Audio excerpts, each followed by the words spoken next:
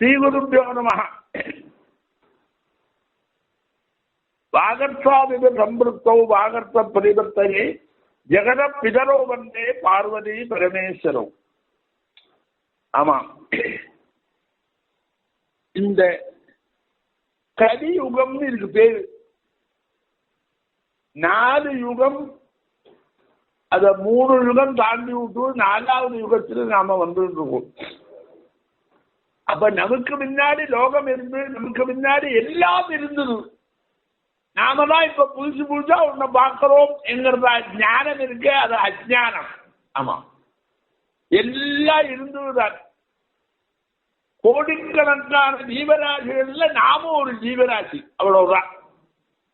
நாம என்னெல்லாம் பார்க்கிறோமோ அதுதான் புதுசு, அதுதான் புதுசு. இந்த மைண்டு வேற தினசா எடுத்துக்கிட்டு அது ஒசந்தது, இந்த காலத்துல ஒசந்தா இருக்கு, இப்ப இது தேவையில்லை, இவர் சொல்றது அவசத்தியா இருக்கு, அவர் சொல்றது அவசத்தியா இருக்கு என்கிற இடபோடலெல்லாம் தாற்காலிகமான புத்தியில விழுந்ததான ஒரு ஆங்கிரகம் தான் அது. அது நிரந்தரம் அல்ல.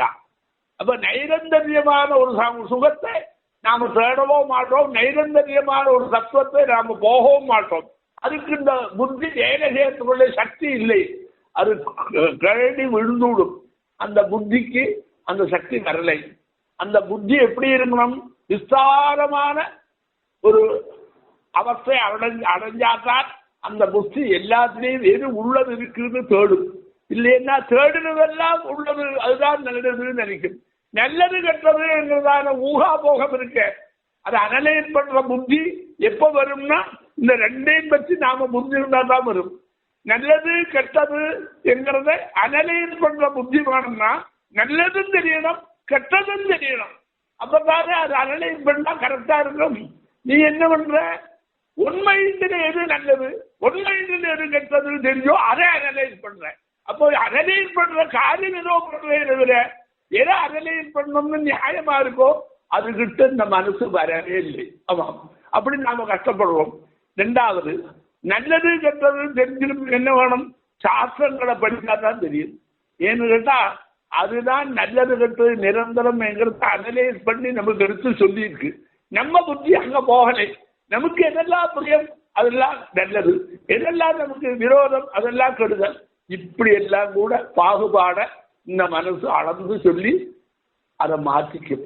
அப்படி மாற்றிக்கிறவனு தெரியாத அந்த மனசே துக்கத்தை போய் தானா சேரும், அதுல நடந்து கஷ்டப்படும், வெளியில வர முடியாத திண்டாடும்.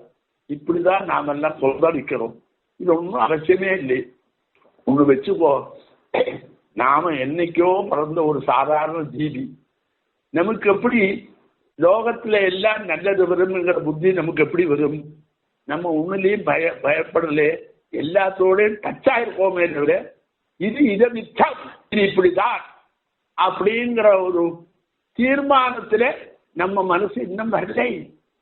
உன்னுடைய அனுபவம் என்ன இருக்கோ அதை வச்சிருந்து பாதி அந்த பக்கம் சாயறோம். ஒன்னு அனுபவம் தத்துவமா இருக்காது, இருந்தாலும் அதை நீ தத்துவமாக நினைச்சுருந்து அதை நல்லதா வச்சுருந்து அனலைஸ் பண்ணுவேன். அப்போ புத்தி அந்த மனசு இருக்கு பாரு, அது சரியா இடபோட தெரியாமலேயே கஷ்டப்படுறது.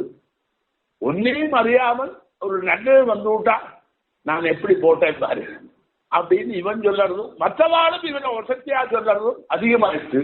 அப்ப அவனுக்கு தப்பா அவன் நினைச்சு நல்லதான்னு 4 பேர் சொல்லும்படியான ஒரு சந்தர்ப்பம் அவனுக்கு கிடைச்ச உடனே அவனுக்கு கண்மண் தெரியுது, அதுதான் கரெக்டுங்கிறான். இப்படி எத்தனை பேர் கஷ்டப்படுறாங்கிற.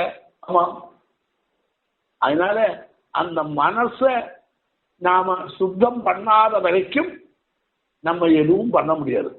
இப்ப நாம எப்படி இருக்கோம், உன்னுடைய அவஸ்தை எப்படி இருக்கு, இந்த கலியுகம் எப்படி இருக்கு, தேசம் எப்படி இருக்கு, காலம் எப்படி இருக்கு என்கிறது தெரிஞ்சுக்காத உன்னுடைய சித்தாந்தத்தை நீ வியாபாரம் பண்ண முடியாது. ஆமா, உன்னுடைய சித்தாந்தத்தை நல்லதா இருந்தா கூட தேசகால ஞானம் இல்லாத உனக்கு முடியாது. தேசம் எப்படி இருக்கு, காலம் எப்படி இருக்கு, அது படிச்சுன்னு கண்ணாடியில தெரியற மாதிரி தெரியுது. அது இன்னொருத்தவனும் சொல்ல வேண்டாம். உன்னுடைய இந்திரியங்களும் உன்னுடைய புத்தியும் உள்ளபடியே அதை பார்த்துருந்து அதனால கஷ்டத்தை அனுபவிச்சிருந்து சந்தோஷத்தை அனுபவிச்சிருக்கு. அதை பற்றி ஒரு பிக்சர் கொடுக்குறார்கள். எப்படி கொடுக்கிறார்னா, ஸ்ருதி சிசிலதாம் கதா. ஸ்ருதிங்கிற சப்தத்துக்கு ஒண்ணு வேதம், இன்னொரு அர்த்தம் உன்னுடைய காது.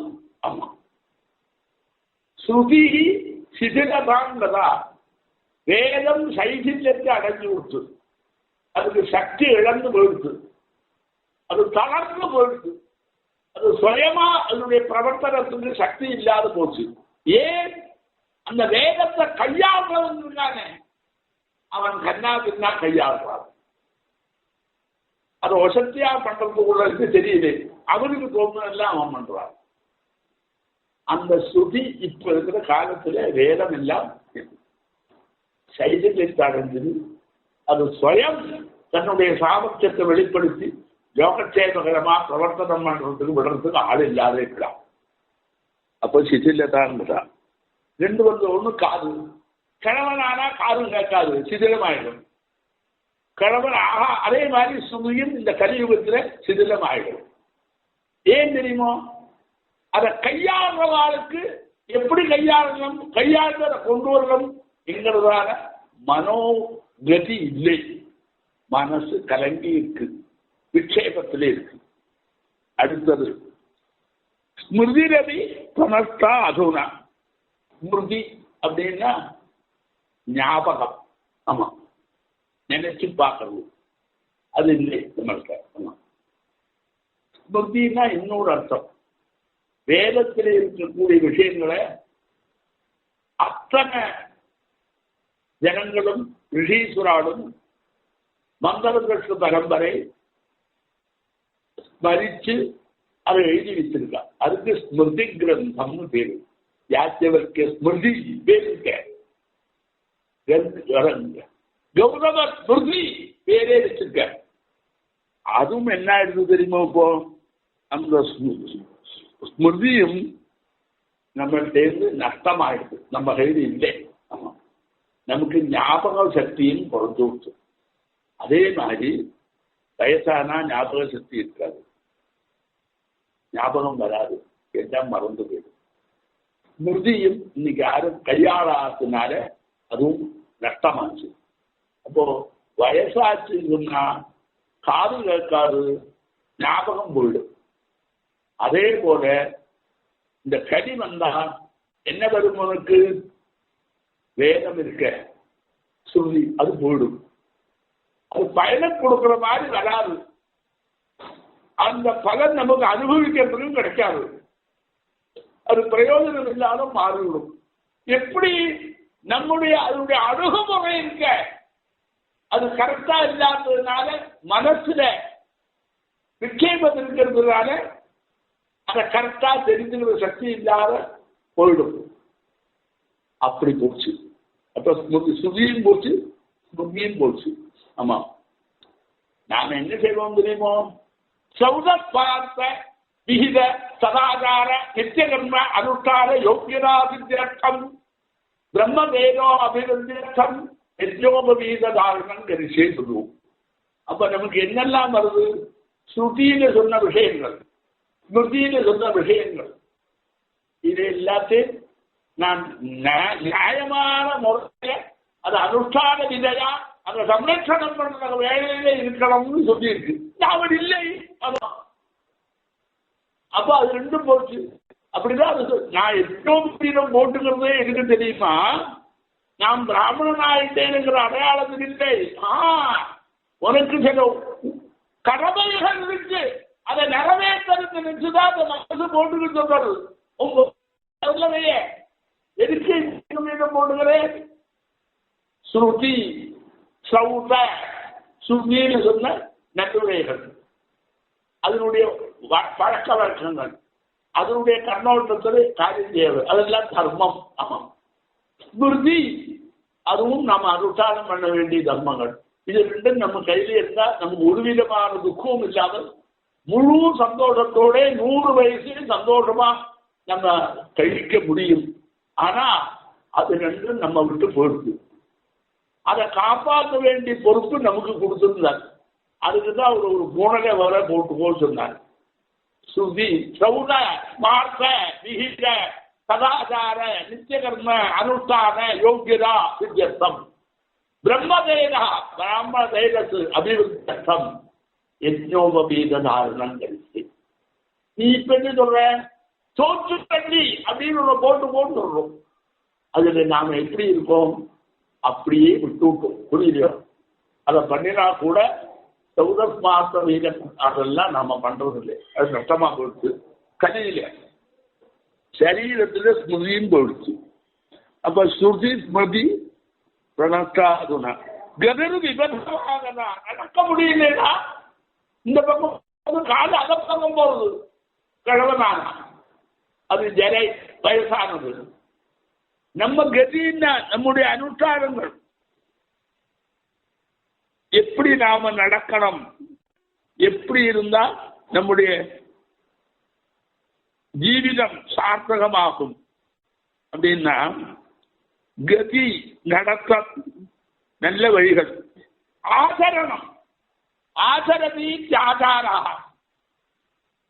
எதை நடைமுறைப்படுத்தினா நாம இருக்கிறோம் என்கிறது விபசமாகதான் வழிநெற்றி போயிடுது.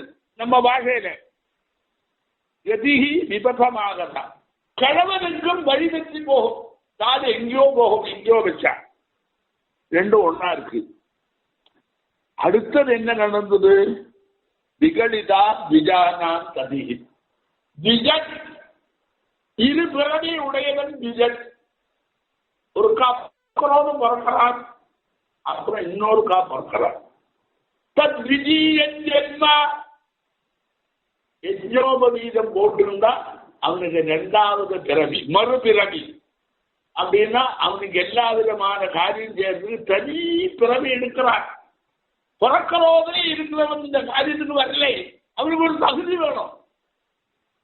அதுக்கு விஜன்மா, ரெண்டு ஜென்மாவை உடையவன். ஜென்மான்னு சொல்லியிருக்கா, பிறந்தவன் பழைய ஆள் அல்ல. அந்த குழந்தை காலத்துல என்னென்ன பண்ணிடணும் அது வந்து இருக்கக்கூடாது. உன்னுடைய பிறவி மாறி விட்டு அப்படின்னு விஜன்மாவா இருந்தார். அந்த விஜன்மா இருக்கால இப்ப யாருமே இல்லை. விகடிதா விஜானாம் சதிகி. அது சாஸ்திரங்கள்ல இருந்தும் அவனுடைய அனுஷ்டானங்கள்ல இருந்தும் அவன் செய்ய வேண்டிய காரியங்கள்ல இருந்தும் எழுதி போயிட்டான்.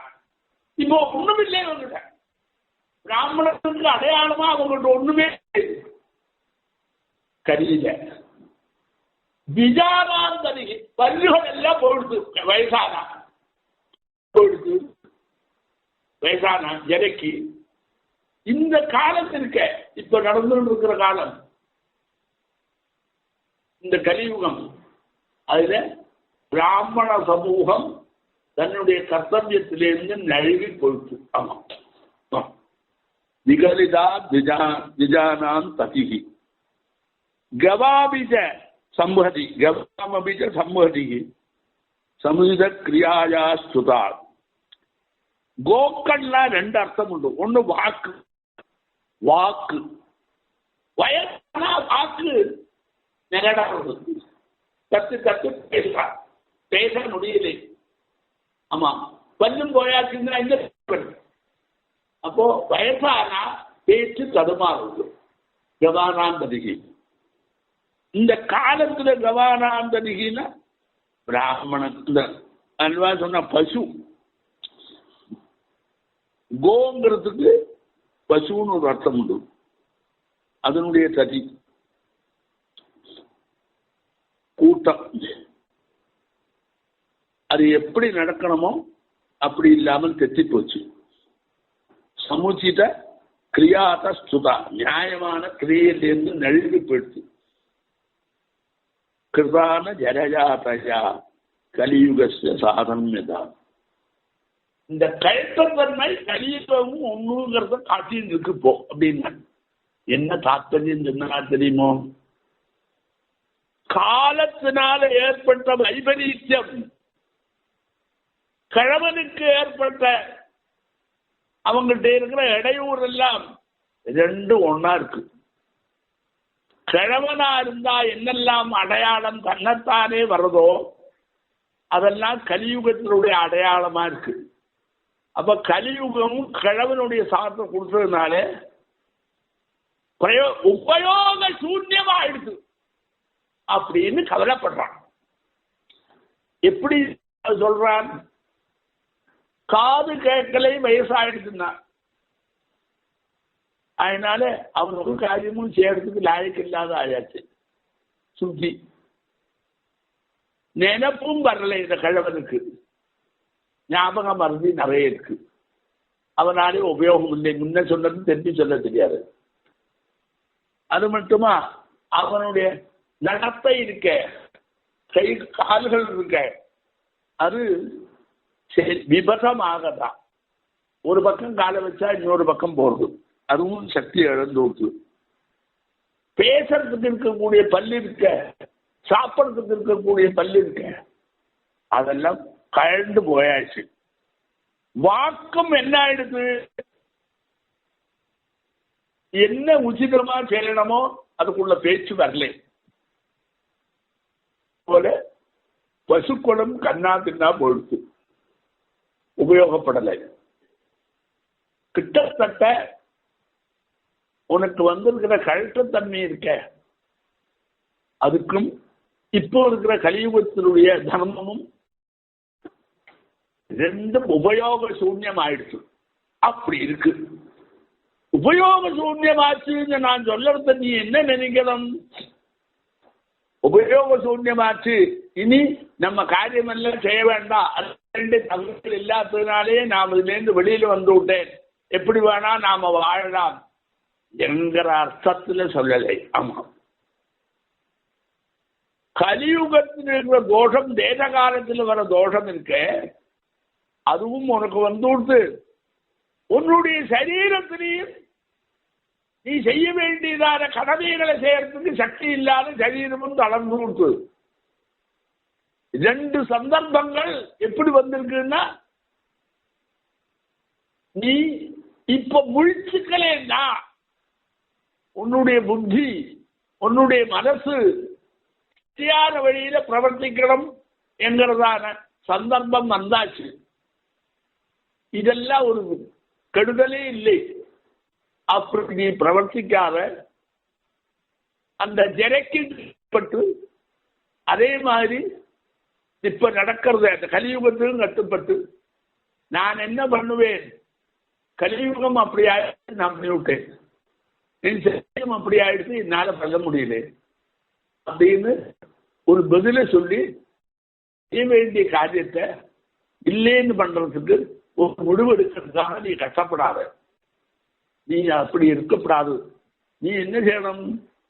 அந்த ஜரா உனக்கு கழுத்துத்தடம் வந்துத அப்படி வரோதும், ஏற்கனவே சின்ன வயசுல இருக்கிற காலத்துல நீ என்னெல்லாம் தெரிஞ்சுக்கிறையோ அந்த தத்துவங்கள், அந்த ஞானம், அந்த புத்தி வயசு எல்லாம் உனக்கு இருக்கிற போது இந்த இடையூறு எல்லாம் அது இல்லைன்னு பண்றதுக்கு சாமர்த்தியம் இருக்காது. அப்ப நீ என்ன வேணும்? அப்படி எல்லாம் வந்தா கூட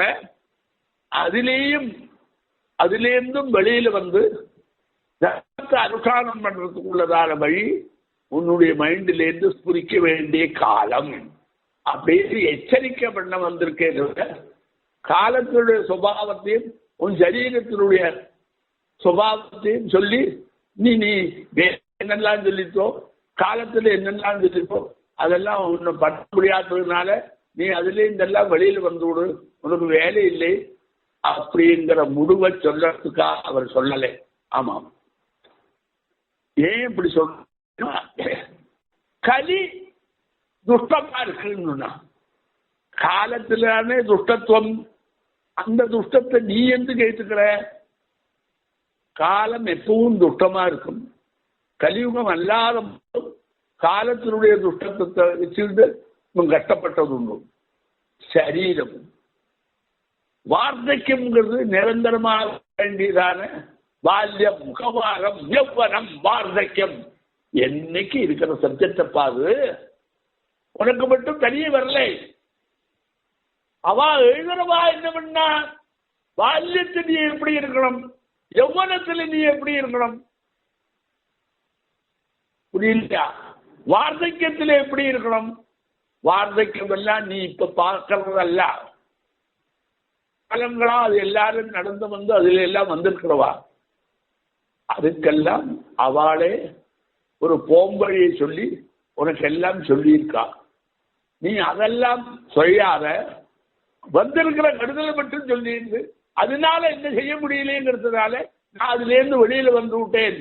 எனக்கு அது வேண்டிய சந்தர்ப்பத்தை இந்த லோகம் கொடுக்கலை, என்னுடைய சரீரமும் கொடுக்கலை, அது ரெண்டும் கொடுத்தா தானே நான் பண்ணுவேன் அப்படின்னு சரீரத்தையும் காலத்தையும் காரணம் காட்டி எல்லாத்திலேருந்தும் வெளியில வந்து இது பிராமணன் அல்லாத வெறும் ஜீவி மாறி தன்னுடைய ஜீவிதத்தை தளர்வு என்கிறதால முடிவுக்கு வரப்படாது.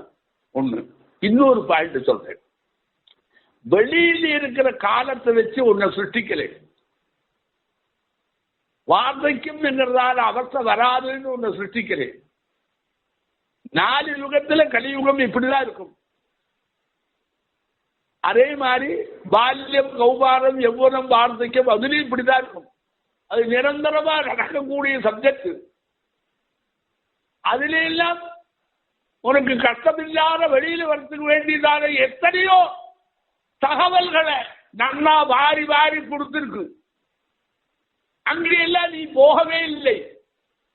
பால்யத்தில் எப்படி இருக்கணும், யௌவனத்தில் எப்படி இருக்கணும், வார்த்தக்கியத்தில் எப்படி இருக்கணும், இது கற்று போனா எல்லா காலத்திலும் எல்லா யுகத்திலையும் ஒரு யுகம் இப்படிதான் இருக்க போகுது. கலியுகத்தில் எப்படி இருக்கணும் எல்லாம் நிறைய சொல்லி இருக்க. எனக்கு யாகம் பண்ண முடியல,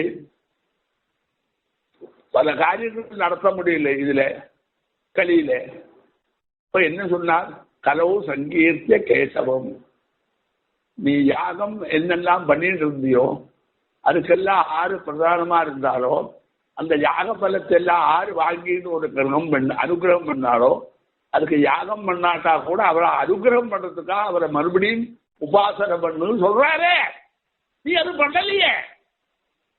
கலவு சங்கீர்த்திய கேசவம். என்ன தாற்பயம்? கலியில ஒரு குணம் நடக்கலே, யாகம் பண்ண முடியல, நீ பெரிய பெரிய காரியங்கள் பண்ண முடியல, அதனால தர்மசாஸ்திரத்தை நான் கடைபிடிக்க முடியல, தர்மசாஸ்திரம் யாரும் ஏற்றுக்கல, பண்ணியிருந்தா அது நடக்க முடியல, தாரபேதத்தினால ஒன்னே என்னால சொல்ல முடியல, எனக்கு பற்றி கடந்து ஒன்றும் பண்ண முடியாது, பசி இருக்கிறது நிறுத்த முடியல, எந்த ஆகாரம் நமக்கு நியாயமோ அது கிடைக்கல, வேற ஏதோ விருத்த ஆகாரம் சாப்பிடத்தான் முடியறது. இப்படி எல்லாம் 1000 சொன்னோன அதுக்கு ரிஷீஸ்வரால் என்ன பதில் சொன்னா தெரியுமா? இதுலயே நீ உண்டு இது முடியலே சொல்றதுலயே உன் புத்திய அழகா கொண்டு வந்திருக்க. எத்தனை சொல்லவே முடியலேங்கிறதுக்கு இவ்வளவு விசாரத்தையும் முடியறதுக்கு என்ன பண்ணாங்கிறதுக்கு போதே என்ன யாகம் பண்ண முடியல, சமுதாயம் ஒத்துக்கலை, இது சொல்றேன். அப்படி பண்ணினா கூட நாமெல்லாம் அதை பண்ணா இதை பண்ணாதே சொல்றான், அதனால என்னால பண்ண முடியல. இப்படி நீ சொல்லறதுடைய தாக்கத்தை என்ன தெரியுமா? அதை இல்லைங்கிறத எஸ்டாபிளிஷ் பண்றதுக்காக அதனுடைய காரணத்தை சொல்லி என்னால முடியலையே சொல்றது புத்தி போறதே இல்லை. அது இப்படி இல்லைனாலும் எப்படியாவது சம்பாதிக்கணுங்கிற எண்ணத்தோட நீ வரலையே. அப்போ உங்கள்கிட்டயே ஒரு குறை இருக்கு, நீ தயாரில்லை. ஆமா, நீ என்ன பண்ற? வயசாட்சிங்கிற காரணம் காட்டி நிறுத்துற, நீ தயாரில்லை. இந்த காலத்துல எல்லாரும் எதிர்க்கிறாங்கிறதுனால நீ பண்ணல. அப்படின்னா உன்னோட அல்ல, அந்த பண்ணாத இருக்கிறதுக்கும் நீ தயாராயிட்ட, உன் மைண்டு மாறி விட்டும். அதுக்கு அவர் சொல்றார், இத பாரு, கலியுகத்தில் முடியலையே சொன்னோன்னு பகவான் என்ன சொன்னார்? கலோ சங்கீர்த்திய கேசவம். எதெல்லாம் உன்னால முடியலையோ அதெல்லாம் முடியாதுன்னு இருக்காது. கேசவரை சங்கீர்த்தனம் பண்ணி விடும். எந்தெல்லாம் பண்ணினா என்ன பலம் கிடைக்குமோ அதெல்லாம் கேசவன் விஷயத்தை புரிஞ்சுன்னு உனக்கு தருவன். அதை செய்யணும். நீ செய்யலையே, இல்லை செய்ய முடியலையே வேண்டான்னு வைக்கிறே தவிர ஆல்டர்னேட்டிவ் தேடின்னு அதை வரலையே. ஒண்ணு. அதே மாதிரி வயசாச்சு கிழனாச்சு என்னால முடியலே சொல்றேன். கிழனாரா என்ன முடியும் அதை செய்ய சொல்லியிருக்கார். அவர் வேலை. ஆமா, ஆட்டு நிறுத்தி வச்சிருந்து அவர் என்ன சொல்றார்? செய்சவே அபியஸ்த வித்யானா, நீ சின்ன வயசுல வேதாத்தியனம் பண்ணும், இப்பவும் பண்ணலாம், பண்ணும். அடுத்தது என்ன? எவ்வனே விஷயினான், வயது வந்த எவ்வன காலத்துல கல்யாணம் பண்ணிட்டு கிரகத்தை அனுபவி. வார்த்தகே முனிவர்த்தினாம், உனக்கு கழுத்தங்கம் வந்தா முனிகள் எப்படி வாழ்ந்தாலோ அந்த மாதிரி வாழ்க்கையை அமைச்சுக்கோ. நீ பண்ணலையே. ஆமாம், என்னெல்லாம் அந்த காலத்தில் உன்னுடைய இந்திரியங்களுக்கெல்லாம் கோட்டம் வருமோ அந்த கோட்டத்தை எல்லாம் புரிஞ்சுண்டு அந்த கோட்டம் உன்னுடைய ஜீவிதத்துக்கு ஒன்றும் பண்ணாது இருக்கிறதுக்காக முனிவர்த்தினாம், முனிகள் எப்படி வாழ்ந்தாலோ கந்தமூல பலாதுகளை சாப்பிட்டு ஈஸ்வரனுடைய அந்த நினைப்பிலேயே சங்கல்பத்திலேயே ஜீவிதத்தை ஓட்டுறோடு சரீரத்தில் வந்து எந்த குறையும் அவனுக்கு இடையூறா இருக்காது, குறையும் தெரியாது. அதை நீ பண்ணலையே. வார்த்தகே முனிவர்த்தி நாம், அப்புறம் யோகே நாம் தே தனுத்தியகா, இப்படி எல்லாம் ஆச்சா. அந்த யோக சாஸ்திரம் இருக்கு பாரு, சாங்கியம் யோகம், மானசிகமான ஒரு சுவாவம். அது யோகத்தினால தபசு பண்றது அல்லது எப்ப பார்த்தாலும் ஈஸ்வர உபாசனையில இருக்கிறது, மனசு ஏகாக்கிரதையோட வாக்கியமான லௌகிக பிரவൃத்தியிலிருந்து விடுபட்டு பாரலௌகிக லோகத்துக்கு எது இணையா இருக்குமோ அதுக்கு தேவையான மானசிகமான பிரவൃத்தியில ஈடுபடு. உனக்கு பல்லு போனா என்ன, நடக்க முடியலன்னா என்ன, எல்லாம் கிடைக்குமே. யோகேன அந்தே தடுத்தகம், யோக சாஸ்திரத்தினால கடைசியில உன்னுடைய சரீரத்தை தியாகம் பண்ணணும்னு சொன்னார். அது ரிப்பேர் பண்ணி கொண்டு வர முடியாது, தூக்கி எறிந்து விடுனார். அது உனக்கு புரியலையே. மறுபடியும் டாக்டர்கிட்ட போய் வந்து அதுக்கு ஒன்று சொல்லி நடக்கிறதுக்கு 2 இதை வச்சுக்கிட்டு பல்லுக்கு தப்பான பல்ல வச்சுக்கிட்டு என்னெல்லாமோ நீ பண்ணிட்டு உட்காந்துருக்கியப்பா, அதெல்லாம் உபயோகப்படாதுன்னு தெரிஞ்சவாடல்லவா சொல்றா. நீ புதுசா இப்ப வந்தோட யாரோ உனக்கெல்லாம் காட்டுக்குள்ள பல்லு செத்த கொடுக்குறா, அதை வாங்கிட்டு போட்டுக்கிறேன், அதுல 1000 பிரச்சனைகளை அனுபவிக்கிறேன். நடக்க முடியலன்னா நல்ல வழி கொடுக்குறா, அதை வச்சுட்டு நடக்கிறேன். புரியலையா?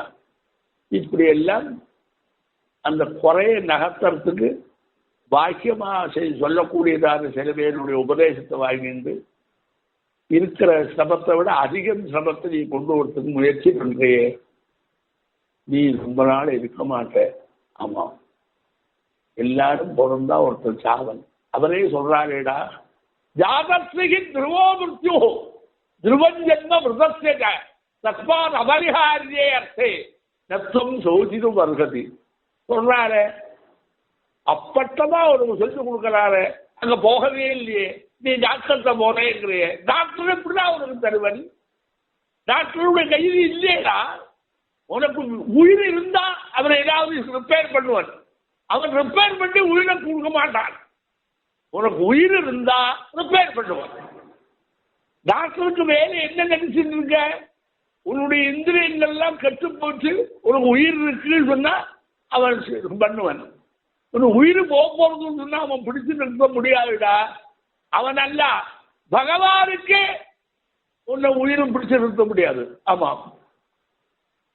அவனே இயற்கையில ஈஸ்வர சங்கல்பத்தில் எப்ப உனக்கு ஆயுசு முடியறதோ அப்ப முடியுமே தவிர ஆயுசை நீட்டி கொடுக்க முடியாது. ஆமா, அப்படி இருக்கிற போது டாக்டர் எப்படிதான் கொடுக்க மாட்டார். ஆமா, அந்த உனக்கு ஞானம் வரலையே.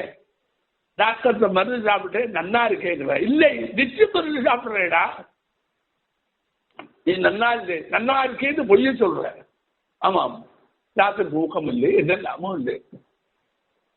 அப்போ மைண்டில் என்ன வருது, அந்த சாஸ்திரம் சொல்லி இருக்கிற வழியை அனுஷ்டானம் பண்றதுக்கு உனக்கு இன்ட்ரெஸ்ட் இல்லை. அந்த மைண்டு சொன்னா கேட்கலை. ஆமா, அப்ப அந்த மாதிரி உனக்கு வந்து விடுது. அதனால நீ உபேட்சை பண்ற. நீ என்ன வேணும் அந்த சமயத்துல? யோகே நாந்தே தருத்துக்கு அர்த்தம் என்ன தெரியுமா? உன்னுடைய உடம்பில ஒரு ஆத்மா இருக்கு, அதுக்கு ஒரு பேரு போட்டிருக்கும், ஜீவாத்மா. அந்த ஜீவாத்மாவை பரமாத்மாவோட இணைக்கிறதுக்கு முயற்சி பண்ணு, எல்லாம் உடம்பு சரியாயிடும். நீ பண்ணலையே, எப்படி முயற்சி பண்ணு அப்படின்னா, பரமாத்மாவுடைய ஸ்வரூப ஞானத்தை சொல்லக்கூடியதான வேதம், சாஸ்திரம், புராணம், இதிகாசம், நம் முன்னோர்கள் அவர் சொன்னதெல்லாம் மைண்டில் வாங்கிக்கோ. அந்த பரமாத்மாவை உனக்கு தெரியவே வேண்டாம், ஆத்மாவே உனக்கு தெரியவே வேண்டாம். உன்னுடைய ஜீவாத்மா உனக்கு தெரியும், உன்னோட ஜீவிதத்துக்கு அடிப்படையா இருக்கு. அந்த ஜீவாத்மாவை பரமாத்மாவோட இணைச்சுப்போ. பரமாத்மாவே நினைச்சுக்கின்றது. பரமாத்மா ஸ்வரூப ஞானம் ஏற்கனவே சொல்லிவிட்டான். அந்த ஸ்வரூபத்தை நினைச்சுக்கிட்டே இருந்தேன்னா, அதை நினைச்சு இருக்கிற போது நினைக்கிறது ஜீவாத்மா தான். அது கொஞ்ச நாள் ஆனவுடனே அது அப்படியே அந்த பரமாத்மா ஸ்வபாவம் ஜீவாத்மாவுக்கு வந்துவிடும். சம்சர்கஜா தோஷகுணா பவன், உடனே பரமாத்மாவா மாறிவிடும். உனக்கு ஒண்ணுமே இருக்காது, உனக்கு மோட்ச சாம்ராஜ்யமே கிடைக்கும். அது ஏன் நீ வேலை செய்யலை? உனக்கு நடக்குமே. ஒருத்தரோட என்னுடைய பிள்ளை ஒரு பிள்ளையோட சேர்ந்தான். ஆமா, அந்த பிள்ளை ஒரு திருட்டு பிள்ளை. என் பிள்ளையும் அதில் சேர்ந்து இவரும் பெரிய திருடர் ஆகிட்டாங்களா? ஆகலை நீ இப்படி சொல்லி நீ சொல்லவே. என் பிள்ளை நல்லா இருந்தான், அவரோடு சேர்ந்து அந்த திருட்டு பிள்ளையோட சேர்ந்து இவரும் திருடர் ஆகிட்டான், நீ சொல்லவே. அதுபோது இந்த ஜீவாத்மா இருக்க பரமாத்மாவோட சேர்ந்து பரமாத்மா ஆயிடுச்சுன்னா மட்டும் நீ நம்பலை. நீ எனக்கு சொல்ற என் பிள்ளை அவரோட சேர்ந்ததுனால திருட்டு பிள்ளை ஆயிட்டான்னு, அது நம்புறேன். இதுல உனக்கு நம்பிக்கை வரலை. ஆமா, அப்ப என்ன, உன் மைண்ட் அதுல விரும்பலேன்னு அர்த்தம். அதனாலதான் அவிஸ்வாசம் வருது. எது விரும்பிட்டோ விசுவாசம் இல்லா கூட விசுவாசம் இருக்கிற மாதிரி நீ சொல்லற. நீ ஒரு அகழ்ந்தா அவிஸ்வாசம் உனக்கு பிடிக்காததுல அவிஸ்வாசம், உனக்கு பிடிக்கிறதுல விசுவாசம் செய்யற. எது விசுவாசம் வைக்கிறது, எது அவிஸ்வாசம் நீ அகலையில் பண்ணாமலேயே உன்னுடைய விருப்பு வெறுப்பு இதை ரெண்டே அடையாளமா வச்சுட்டு விசுவாசத்தை மாத்திரேனா நினைச்சு பாருங்க. அப்படி பண்ணாவே. அதனால ஜீவிதத்தை எப்படி நடத்துறோம்னு வேறும் சொல்லிட்டோம், அதை இப்ப நினைச்சு பாரு. இதுல இருந்தெல்லாம் சரீரம் சின்ன வயசுல இருக்கிற மாதிரி சின்னதாகவோ, சின்ன வயசுல இருக்கிற மாதிரி அந்த எண்ணங்கள்லாம் வரவோ இந்த ஜென்மாவில் வராது. போனது திரும்பி வராது. ஆமாம், வயசு போனது திரும்பி வராது, உனக்கே தெரியும். ஆமாம், அதனால நீ என்ன வேணும், இந்த மாதிரி கலியுகம் உன்னுடைய சரீரத்தில் இருக்கிற கழட்டுத்தகம் ரெண்டும் ஒன்னா இருக்கு.